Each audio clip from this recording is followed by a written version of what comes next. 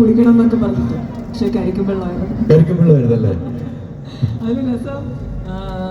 ഇതിപ്പോ നമ്മള് അത് ചാരായം കുടിച്ച് പരിചയമുള്ള ആളുകളല്ലല്ലോ. അപ്പൊ ഞാൻ കരുതിയത് ഇങ്ങനെ നമുക്ക് മറ്റേ വൈനൊക്കെ സിപ്പ് ചെയ്യുന്നത് പോലെ അങ്ങനെ ചെറുതായിട്ടൊന്ന് സിപ്പ് ചെയ്ത് കൊള്ളാം സിപ്പം അങ്ങനെയൊക്കെ മതി. പിന്നീട് ഷോട്ട് കട്ട് ചെയ്തിട്ട് പറഞ്ഞു അങ്ങനെയല്ല, ചാരായം കുടിക്കുമ്പോൾ അതിങ്ങനെ എരിഞ്ഞ് ഇറങ്ങിപ്പോണം, അങ്ങനെ ആയിരിക്കണം അതിന്റെ എക്സ്പ്രഷൻ എന്നൊക്കെ പറഞ്ഞിട്ട് എങ്ങനെയോ വന്നതാണ്.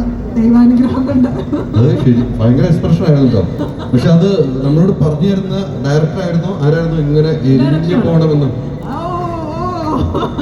ഡയറക്ടറോട് ആരോ പറഞ്ഞു കൊടുത്തിട്ടുണ്ട്. അങ്ങനെ അതിനോട് പറയണല്ലോ നമുക്ക്. ഒരു വഴുതാട ഡയറക്ടറോട് ആരോ പറഞ്ഞു കൊടുത്തു. റോഷൻ കുടിക്കേണ്ട വന്നില്ല അല്ലേ?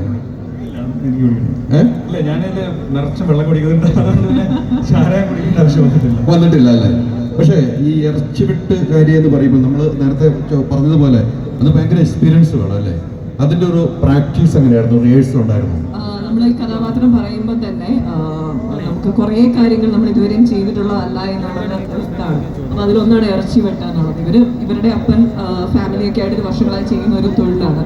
അപ്പോൾ അത് ഇറച്ചി വെട്ടി തന്നെ പ്രാക്ടീസ് ചെയ്യണം. ഞങ്ങളൊരു ഇറച്ചി കടയിൽ പോയി ആ ചേട്ടൻ ഇങ്ങനെ ഇറച്ചി വെട്ട് പഠിപ്പിച്ചു തന്നു. ഒരാഴ്ചത്തോളം പ്രാക്ടീസ് ഉണ്ടായിരുന്നു. ഈവൻ നമ്മൾ ഷൂട്ട് ചെയ്യുന്ന സമയത്ത് സെറ്റിലൊരു ചേട്ടൻ ഉണ്ടായിരുന്നു, അദ്ദേഹത്തിന് പ്രസൻസ് ഉണ്ട്.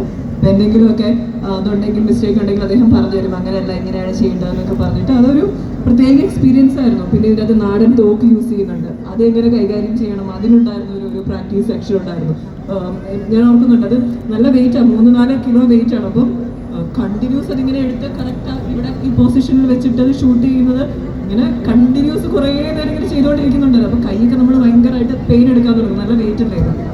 അങ്ങനെ അതിനു വേണ്ടി പിന്നെ ഒരു ജീപ്പ് ഇതിനകത്ത് കാണിക്കുന്നുണ്ട്. ആ ജീപ്പ് അത് പഴയ കാലത്തെ ജീപ്പ്, അത് ഇങ്ങോട്ട് പിടിച്ചാൽ അങ്ങോട്ട് പോകും, മറ്റേ പവർ സ്റ്റിയറിംഗ് എന്നല്ല. അത് ഓടിച്ച് കുറച്ച് ദിവസം നടന്നു. പിന്നെ അത് കഴിഞ്ഞപ്പോൾ എനിക്ക് ഭയങ്കര ഇഷ്ടമായി ആ ജീപ്പ്, ഭയങ്കര കംഫർട്ടായിരുന്നു അത് ഓടിക്കാനായിട്ട്. പിന്നെ നല്ല നാടൻ തല്ലുണ്ട്, അത് ഫസ്റ്റ് ടൈമാണ് ഒരു സിനിമയിൽ ചെയ്യുന്നത്. രാജശേഖർ മാസ്റ്റർ ആയിരുന്നു അത് കമ്പോസ് ചെയ്തത്. ആൻഡ് ബ്യൂട്ടിഫുൾ, അദ്ദേഹം ഭയങ്കര റിയലിസ്റ്റിക് ആയിട്ട് ഫൈറ്റ് ഷൂട്ട് ചെയ്യുന്ന ഒരു വ്യക്തിയാണ്. അപ്പം അതിൽ അടി കിട്ടിയേക്കുന്നൊക്കെ അത്യാവശ്യം നന്നായിട്ട് മേടിച്ച് കൂട്ടിയിട്ട് കൊടുത്തിട്ടുണ്ട്.